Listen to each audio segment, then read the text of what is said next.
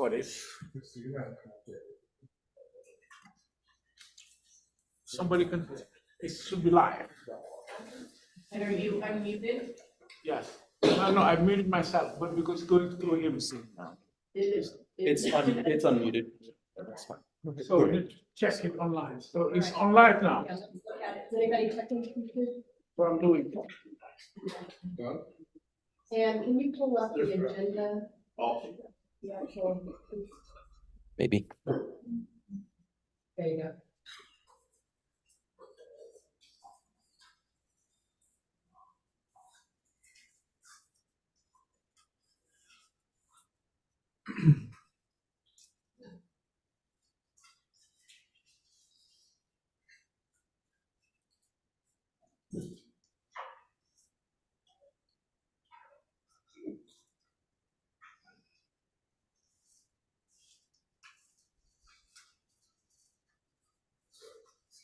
Okay, it's live. It's live. Yep, it's live. So, all right, then, welcome. We'll call to order the June Academy Lafayette Board meeting. Can we start by a motion to approve the meeting agenda? So moved. Second. Any discussion? All right, motion carries. Who was the second? Jen. We have no stakeholder comments. Can I get a motion to approve the May meeting minutes? So moved. Did you see the May meeting? Oh, okay, I missed it. That's, okay, yeah. Yeah, in the folder, that you got this week, so, motion by Cal, second? I say. Okay. Lauren, second. All right, any discussion? So moved. All right, we'll move on to governance. That's that just a different type. As you all will remember, when people come to the end of their term, we have to vote to approve new members. Jen finished her parent-elect position. But we'd like to invite her to be a board member, so we will vote on her position appointed from parent-elect, and then we have our newest member. Crystal, joining us today is the newly elected parent. So can I get a motion to approve Jen Coleman as an appointment? So moved. Second. Any discussion? Oh, I'm taking. No, that's good. All right, motion carries. Yeah. Okay. Kelly, oh, TJ second. And then we need a motion to approve Crystal. Move. Second, Jen. Discussion. All right, all in favor? Aye. Next time I've been doing that. Two other things that I'm gonna do while Stephen is presenting, well, what I'm gonna do while he's presenting, each year, we ask everybody to re-sign the roles and responsibilities, the diversity commitment, and the ethics. And so I'm gonna pass those around for everybody to sign. You have those in your email, but I can also resend them, just so you can see those if you would like a copy of them. And two, it's been a couple of years since we looked at the board matrix, to know what are the skills that all of our board members bring to the table. So you'll get a survey that just asks you to articulate what are the skills you have. If we have one open board position, we want to look at what skills do we have and what are we missing if we can stop that by position. So you will see that by email. What is the size of the board, the optimum size of the board? 13 is what we can have. So we have one open spot for it. All right. Then Stephen, All right. the show is yours.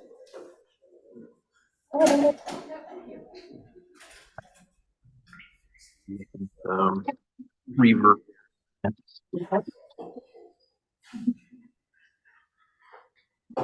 And just as a reminder, while that's happening.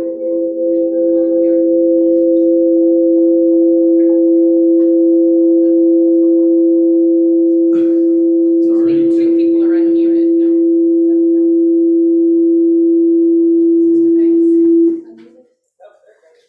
So just as a reminder, no July board meeting. So, yeah, no board meeting in July, so we'll get back together the second Monday in August. And we'll send out information prior, but because we filled the table in the boardroom, we'll be moving to the second floor, to the flex room and. So when you show up in August and nobody else is in the boardroom, just go upstairs. It just needs to be muted. Yes. Next up.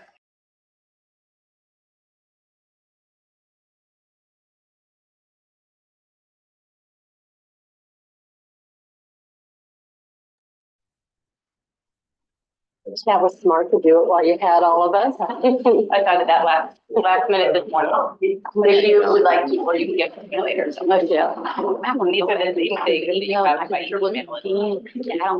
it's not bad. Or maybe it was just in like the,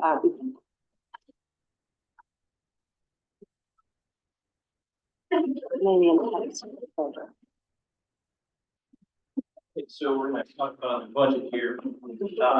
Obviously, we want to talk about the objectives, and so we've got 4 identified. So, part of this budget presentation, the board members, as an objective is to give board members, to remind them of their responsibilities as financial stewards of Academy Lafayette.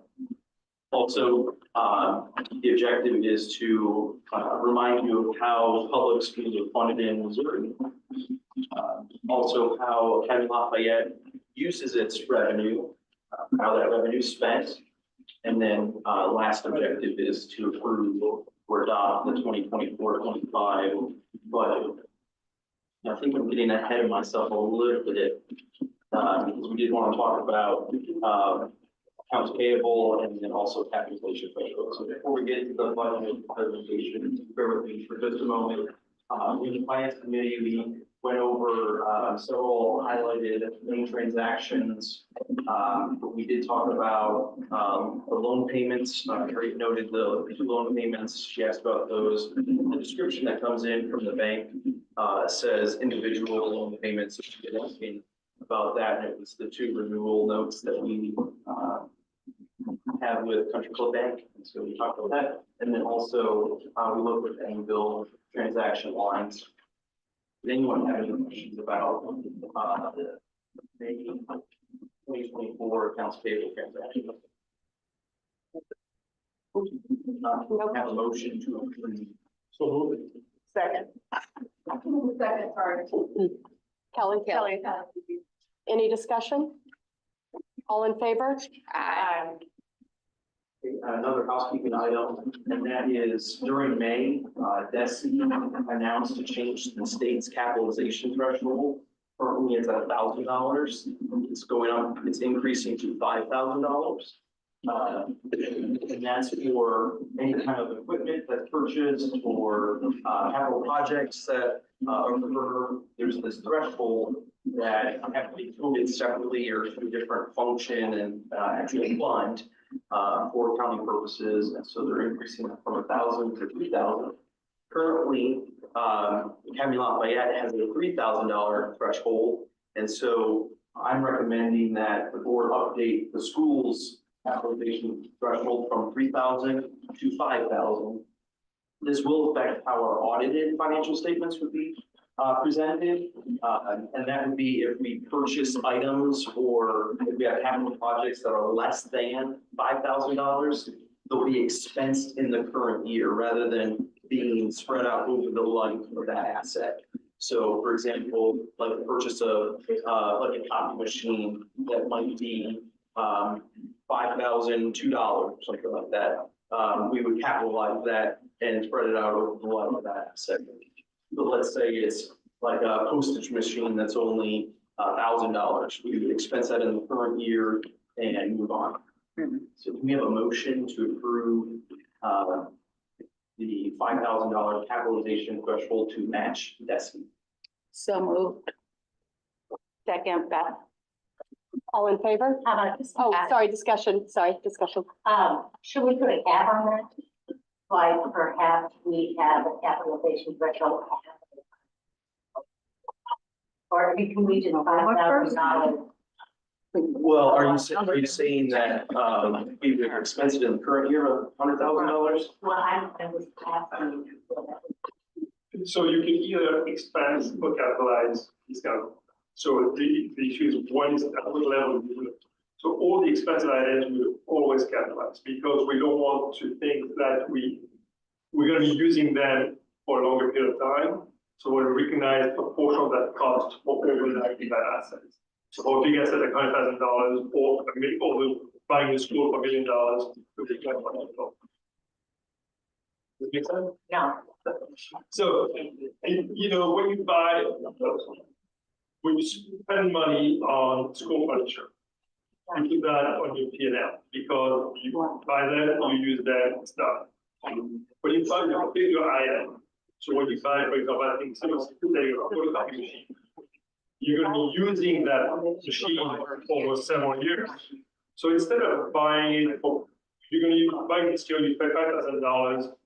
If you put that as an expense for $5,000, it's going to make your expense look bigger than they are because with next year it will be zero and then next year zero. So instead of putting $5,000 in this year, you're going to put a third of that this year, a third of that next year, and a third of that next year. And then after 3 years, you're going to refill the machine, so you're going to do it again. So I'm gonna have. Right. Now, go ahead. No, no. Also, the bank will look at that too. So for example, if we spread it out over 5 years, then we have less of a cost in the current year. So our bottom line would be increased rather than decreased by that huge purchase that we had. So it just spreads it out in a way that's more, it's more meaningful in the way it actually gets utilized. It's nice how we consume that. asset. Right, yeah. All right. Any other discussion? All right, all in favor? Aye. Any opposed? I'm sorry. But Bethany was going to do the first. Lauren, Lauren. I was. Lauren. Thank you, Jeff. Okay.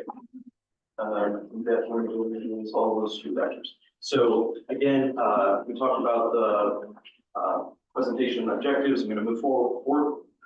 Also your responsibilities. So number one, you have a responsibility for providing financial oversight of the school. You're overseeing the operating budget to protect the resources of the school. You hold the school staff accountable for budget management.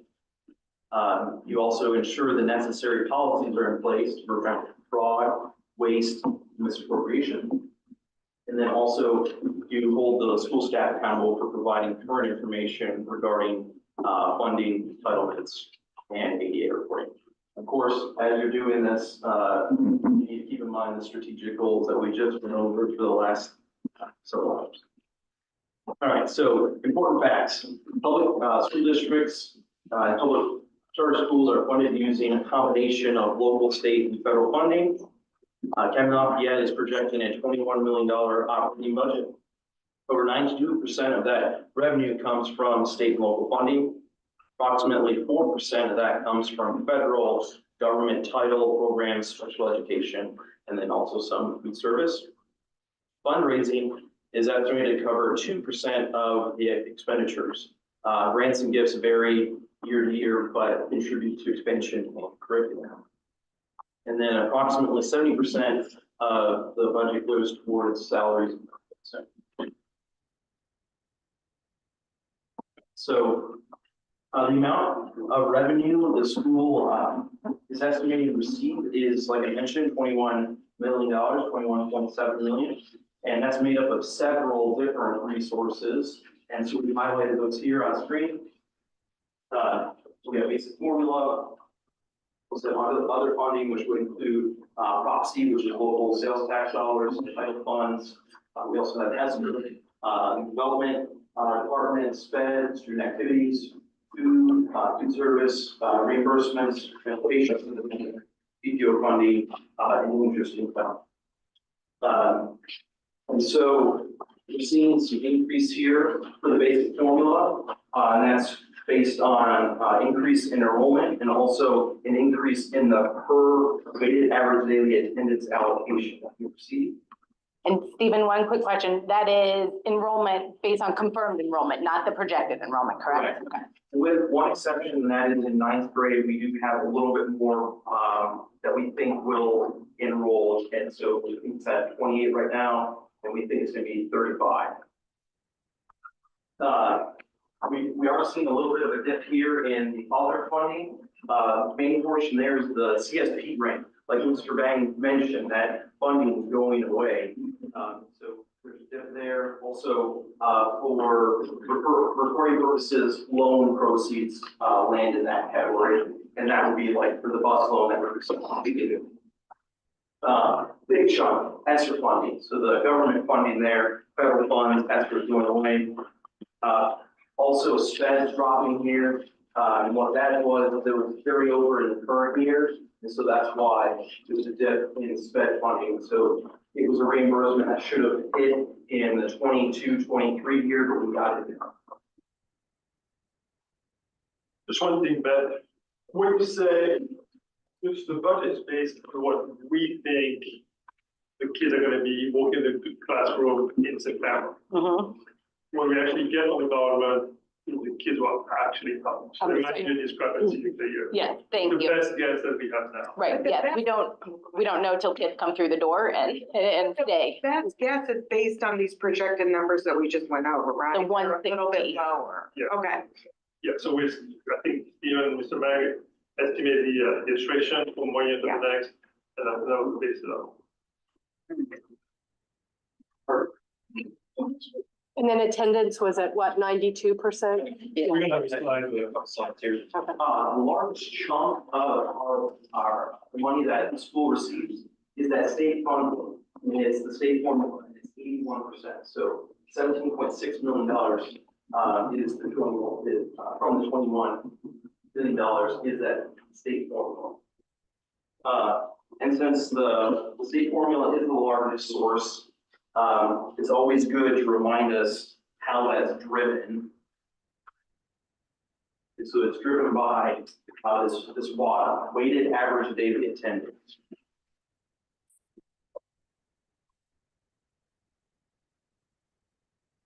And so at 17.7 here, I'll tell you how it's down to 17.6 here in a second. It's driven by a WADA of 1428 multiplied by that state weighted allocation of 12,440. There's a sponsor fee though, it's capped at almost $200,000. So we receive $17.6 million. So how do we arrive at the 14.8? Do you want one of us to hit that for you, Yeah. Stephen? Because I don't want to. Right. We can hit it, okay. I feel bad. Yes, we'll hit it. Okay, so that 1428, it's driven by our average daily attendance plus extra weights that we receive. And in this case, we get an extra weight for summer school. And so the 1308, average daily attendance is made up of a total head count multiplied by 92% attendance rate. So we're showing K of 1274, high school of 120, pre-K, that's jumping up because we get an extra allocation this school year. There was 4% of our free and reduced, it's now 8%. And I'll talk a little bit more about that here in a minute. So we multiply the end of year head count by the 92%, come up with an average daily attendance. We add in assumptions, so that's how we arrive at 1420. That's what makes up 81% of the annual revenue. So you might wonder, how does that compare to the current year? So that 1428, this current year is 1396 multiplied by state funding of 11,300. So there's quite a bit of a jump here with the state funding, but also we're gaining some students. So comparing 17.6 to 15.6, we're getting about $2 billion more this year. I have a question here, the state funding, the 12,400, so essentially we're getting a big jump this year because that number for the state is going up. Is it always going up? Is it going Not up? necessarily. So it's based on ANPR data, annual secretary report data that we know. And so our accountants have recommended this is what it's going to be. It's based on just data that. If you go back down. How is our overall number of students going up? I'm sorry, I'm. So, we. Like, I was looking at the high school number, that looked like that was Is it the high school number I don't that's know. driving that? well, that's 120, I haven't seen that. And the larger So in kindergarten. K-8, we're increasing, about 5 students there, 1 student in high school. There's a jump here in pre-K. We had 10, 8, and we can jump up to the 28. There is an offsetting cost, for increasing your pre-K. Let's say that we don't reach the 28. The offsetting cost goes away too. So, Okay. it's a wash. And that 28, we can increase because of that bill that passed? Yes, Yeah. that's correct. In, I think, April or May. Yeah.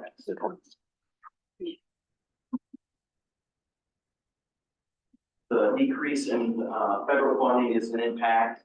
The ESSER 3 monies are now received, the CSP is exhausted.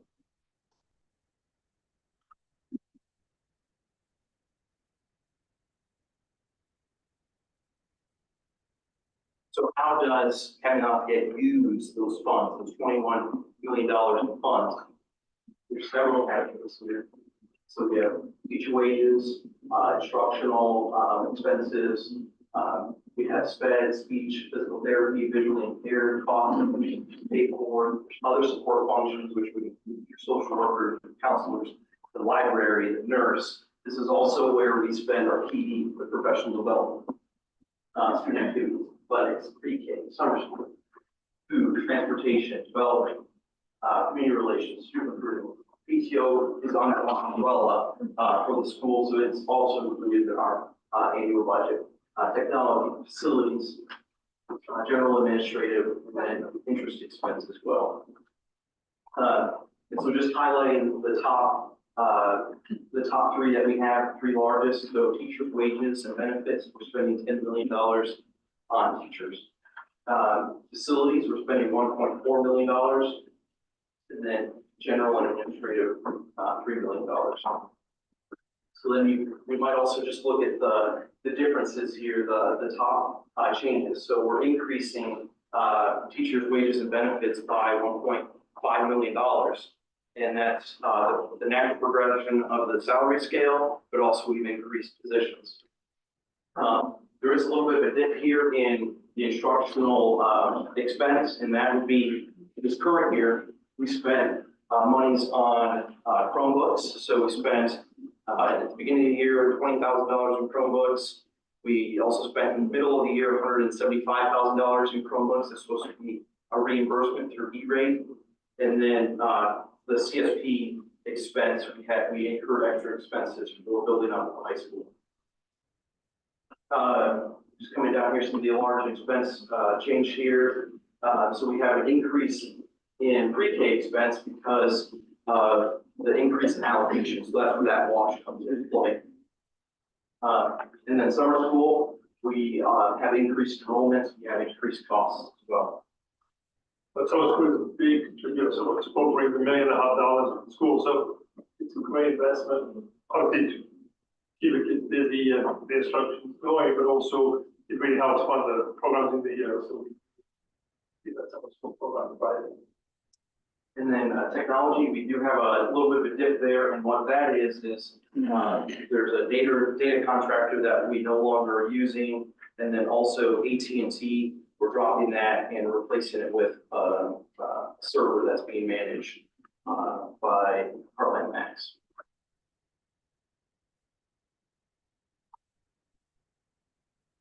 So the top 3 are again the teachers' wages and benefits, general administrative, and facilities. So the biggest slice of the pie of expenses that we are spending of that $21 million.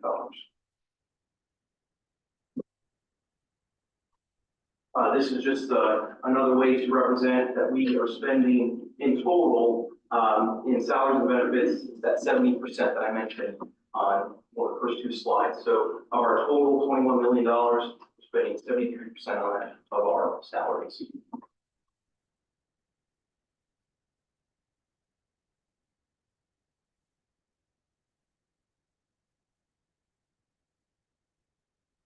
So continuing with some of those operating costs that we have, the board should know how much we spend on transportation costs. Now remember, that in 22-23, so last year, that was the pilot program for the Arbor, transportation. There was that huge debacle that we had. And then this year, we've been another somewhat pilot program with picking up Cherry, and then part of Oak as well. So there's been some, it's been a transition to an extent. So we have current year budget here, and then the budget for next year, and then current year projection. So next year, with transporting all 3 campuses, it would cost $1 million. The net cost, after the reimbursement from DESI, they're saying is $730,000, $730,000. Current year, $800,000, with the net cost with the reimbursement is about $500,000. So there is an increase there of about $200,000. But remember, we are now going to be fully operating all 3 campuses. Some of these costs in the current year are less than the projected next year because, like fuel is going to have to increase because we're going further or just transporting more with our own buses. Also, insurance costs. We purchase new buses. There's just increased insurance costs that go along with that. Obviously, we're dropping the contracted service and increasing the bus drivers that we. Just to put in some historical perspective here. So all the way back to 2014 to current, we also had pre-COVID, we were actually spending about $745,000, so almost $800,000 pre-COVID. And that was 640. Something else to notice is the allocation that the state provides is actually higher than it was pre-COVID. And that's part of what the governor did. The governor's budget is fully funded. It's only a 75% of all the costs, but still it's better than what it was pre-COVID. So cost back before COVID was about $800,000. We're getting back towards that. Also, when we were looking at the pilot year, or when Citywide was getting out of the transportation business, we were looking at projections of $1.2 million in transportation costs. So just talking about $1 million in expense, it seems like it's reasonable that we're at about $1 million in expense. So we have to keep in mind that the school made a big investment in transportation. It was a necessary investment because there was really no provider to transport our kids. I think it's been a big success so far. We need to be aware that as we're getting more successful, we may have more families who want to take the bus. And so we need to keep on watching this bus. That we may have get to a point where we need to make some trade-offs as to how many kids we let take the bus and not with the boundary. So there's a lot of discussion that are going to be coming into play. We need to make sure that this is a big idea for the school and we keep an eye on what's going on. Another item that we talked about in the finance committee is that looking at the developments, P&L, largely what you'll see is grants. We don't have any grants secured at the moment. And so that would be something that we should perhaps target is grants. Those are unknown at this point in time. We looked at 6 and 3 year averages of what has occurred with like the raffle, Musketeer March, EIP. And so the budget, we have to keep in mind, this is the budget, not necessarily the goal, that these are the budgeted numbers, and we can also have increased numbers from what we've budgeted there. We talked about in the finance committee how great of a job that Allison has been doing. Same thing with Elise filling in for the raffle at the beginning of the year before Allison was even here, and then Holly Howe. That whole team has been doing a great job. So we even talked about having a goal category or a column just to have them to be able to shoot forward. Yeah, we talked about, it's very conservative budgeting, but we should have bigger expectations. Agreed. Are there grants on projected or are there opportunities? I think we put a budget to hire a grant writer. Yeah. So there's definitely an expectation that we all get back. I think it used to be in the past have quite a few grants, Yeah. and we need to get back to a point where we can get those grants, those operational grants, and use year in, year out. So, yeah, I think generally speaking, it would be great to have sort of a goal, outlook for how much a school of our size with community is going to, what is the realistic amount of money that we should expect from development, grants, from community involvement. So yeah, it's a task to be added. But the grants have not been researched yet, so that's. That why was it's- my next step was gonna be, Yes. it's an investment. Yeah, Way off. You what? Right. Yeah. But I just didn't know projected, are there opportunities that we're actively pursuing? Weren't we planning on doing one for the electric buses, or did we already do that? We got Am I that. confusing? Okay. Yeah, we okay, won that got one. Okay, okay.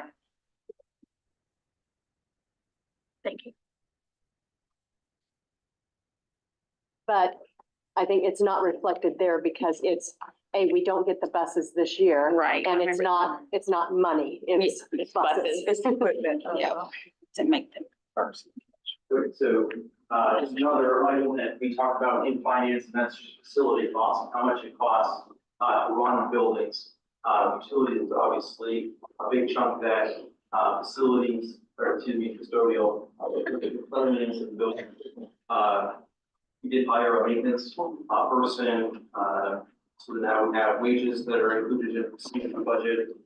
Something else, included here is improvements. So, there are capital repairs that we budgeted for. We have a capital slide, so we'll show you a little bit more detail what makes up that 260 here in a moment. Also with the Armor Real Estate, new market tax credit that we took advantage of several years back. We pay ourselves $135,000 in rent, but it's pretty much washed there, but it still costs to have that, extra. Technology costs. These are the technology items that we're looking at for next year. Big items. Power School, we are implementing a new student information system, so there's some training involved. Also, we just have other costs that are associated with technology. We have Heartland Max that helps Mr. Roger with the Macs and other computer repairs. Also, big item is classroom technology supplies. The smart TVs that Mr. Graham was talking about. Also, just annual software that we have, Chromebooks, projector that if we're having to replace any of those broken down projectors at home, or there's extra technology costs there. And then the MacBooks, things that are involved with MacBooks.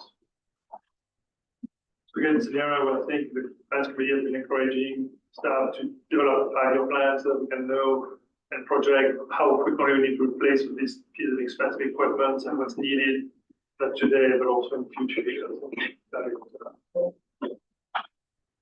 So in addition to operating costs, we'll also have additional costs. And one of those costs is our debt service, the principal payment on our debt. And so one thing to highlight here is the Country Club Bank renewal that we just included. There's a little bit of a drop there in principal payments that we have. And then also the cash secured loan that we purchased or that we acquired in September, October for the buses, that's been paid off. So we don't have that principal payment anymore. So that's why the debt service is actually going down from $600,000 to about $260,000. The capital costs that I mentioned a few months ago, so those facility costs, $100,000 in summer preventative maintenance that would include oak windows. There's I guess a tree that needs to be removed from oak that's in rough shape. There's HVAC unit at Cherry that needs attention, fence repair at Cherry. So there's several preventative maintenance projects going on. All 3 campuses, paint and patch, weather caulking on the south side of the building at Armor. caulking, is allowing water to come in, so that needs to be repaired. And then just general roof repairs, that we have going on. Obviously, we put in the budget, perhaps major bus repairs of $50,000, and then the $27,000 for school server that I mentioned earlier about IT and the AT&T. Is the roof repair budget for all three campuses or a campus specifically? That is for all three campuses. And that's really more for like in between, to do a quick patch, that's not a. No. Okay. Oh, yeah, I know, yeah.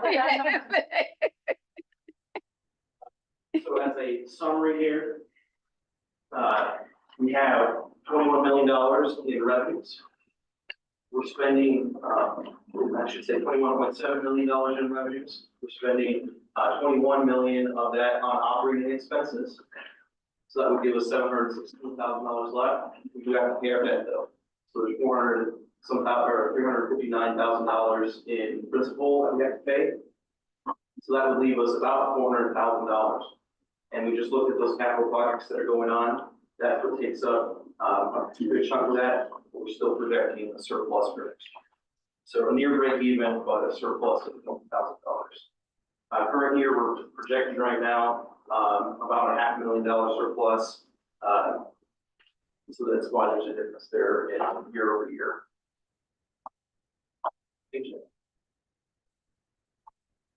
Next is just the fund balance.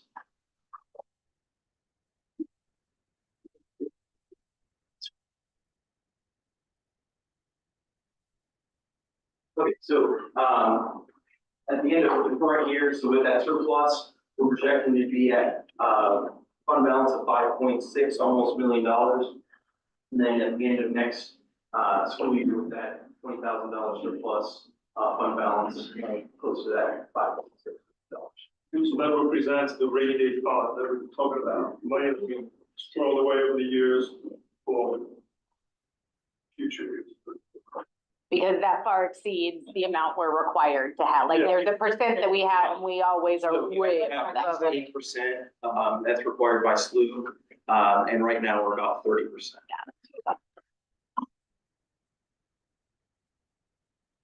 Key takeaways. The increase in enrollment provides for additional state funds.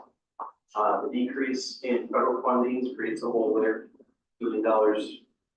Creates a hole, and the increase in teacher wages and benefits, 1.5 billion. And then we're looking at a surplus of $20,000 with those planned capital funds. Any discussion? Well, I remember what we lived on, so we got ready. Right, yeah, we've come a long way. So one of the things that was discussed in finance committee meeting was we do have a very large reserve and we have some needs. And so how do we, you know, not go as low as 8%, but do we need to have 30% in there? And obviously we need to have very defined things, but I guess the question is the board open to looking at things? For example, we've got those repairs and capital repairs, but we know there are some needs beyond that. Because I needed the facilities to be an issue. Right, Mhm. yes. You know, are there more resources to put toward recruiting, retention?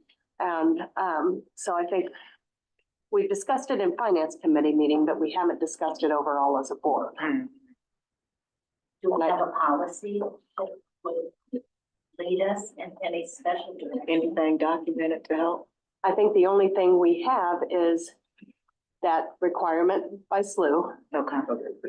But then there's also, you know we've got phase 3 of, the build out plan. So it's like, we don't want to just, we know we want to be able to use some for that and for some other things. So I guess my thought is, so SLU has the 8% requirement. Has Academy Lafayette had a decision at some point over the years that said, we disagree with 8%. We think that we need to have at least 15%. And then we know from that figure, what we may want to play around with. I know it sounds like 30 is a lot, but if they had conversations that said, no, we feel more comfortable as a school having this amount of reserve, then I wouldn't want to go past that. So what do you all think as a finance committee, or what have you all discussed as being what we need to have in reserve? We haven't had that discussion. Also though, on that, if we were to talk about deficit spending, we'd have to, articulate that too. Every year we have to report Right. on, there's like that checklist to Destiny. And within that checklist, it talks about are you deficit spending. So if you are, you also have to articulate, all right, this is what it was. These are the reasons why. So that would be one thing, but no, I don't think we've necessarily identified like a fund balance percentage. Do we have a rubric for prioritization? Has AL ever, I mean, have we ever been in this situation? It seems like no, from Pam's experience onward, like, do we need a I mean, we're very- rubric for some prioritization of spending? You know, they can take money away, the state can diminish our Right. amount. There are things that can happen to us, and it have happened before where we thought we had this amount and all of a sudden we had to reach into Right, reserve. right. I like keeping reserves. But Yeah, it does- they What is need to the have normal reserve. amount? Right. It does seem like, to your question, step one is probably, let's identify from finance committee perspective, from administration, what's our comfort level, Yeah. right? I agree, 8% seems very low. Yeah. So I think we would always be far above that. So what's the comfort level? And then starting to look at, and it does seem like for that type of spending, the one-time capital improvements make a lot of sense. I worry about things like recruitment. That needs to be ongoing. That's not one time. And so we need Right. sustainable funding, right? So anything that needs to be done year after year, in my opinion, shouldn't come from that pot of money, but there are lots of one-time funding, particularly in capital improvements. Because I think that impacts our ability to recruit, retrain, right? How much do you enjoy being in the building if the paint is chipping and the ceiling is, right? I mean, that has a huge impact on morale and just enjoyment of walking into the building. So yeah, that would be where I would sort of go to first. And I think to assess the right level of the reserve fund, we can do some simulation. We can play a few scenarios. What if the state drops Right, yeah. the amount vacated by X%? We look historically, has the state ever dropped the amount that we're getting and by how much? We can look at, simulation of attrition rates and recruiting to see how many kids we think you can keep in the building. And so have some sort of rational way to assess what would be a right level of that mattress we need to keep. And we may go through that exercise and see that 30% is what we Right, want. yeah. Right. Yeah. And we should also, identify money we want to keep for the stage 3. If there's some of that money needs to go to stage 3. We should look at that as well. But maybe there's enough that we have a spare $1 million that we can spend on some of those projects that we never are able to get to. And I think I agree with Jenny. Nice to have a list of what the prioritization over the next so many years. Where would we, if we had some unexpected funding, where would we want to spend it? And in an ideal world, it's, we put the pressure on Allison to, here's what we need and go raise that, and that becomes part of that, Right. Especially since some of these projects might stretch be goal. very vulnerable because it's such a specific, Yeah. specific goal. Some an emotional need for, for parents too and funders. So yeah, we may not need to dip into it, but it's just looking at all of those things. So where do we go from here? Do we? Sounds like we're gonna let them first handle, right, getting our comfort level. figure. What's the comfort level? And maybe a list of things that maybe. And then a rubric As you know, 2 years ago, we decided that first plan, phase 1, phase 2, Yep. phase 3. And part of phase 3 will be cultural campaign. Yep. So the cultural campaign, that will involve, of course, assessment need, capital assessment need, example of Oak, the soccer field that we've always tried to see where never made, but the HVAC system that's not around the, cheering hard, the whole new system craziness. And then also that soccer field over there, to be able to involve the interest of all communities. People who don't have this, but only for, gymnasium and art. I mean, but if it is a community thing, we bundle what we need, in terms of technology, and let's say we want to raise $5 million. We can, bundle everything. And our parents, our foundations, and so on, and see how much we raise. Part of it will be funded by loan, that's what we did the last time we did a capital campaign, it's when we bought, but we did the 5-6 classrooms out of Chile. And that's why we did the secure entrance. I hope we see the new entrance. We were not there. So we put that, we built so many things, but part of it was capital fundraising, capital gain, I think $3 million something. And then we into the borrow money. And so we did a hard sum of our reserve. Now, in an ideal world, we'll be raising a lot of money for some of reserve and then borrow money to do that. Those three sort of campaign, borrowing, and reserve, so that we try to resolve everything once for all. But I'm afraid if we do one thing, but if we do, and then I'm talking about in the next few months, assessing our needs, and then hiring consultants for capital campaign, and the person foundations.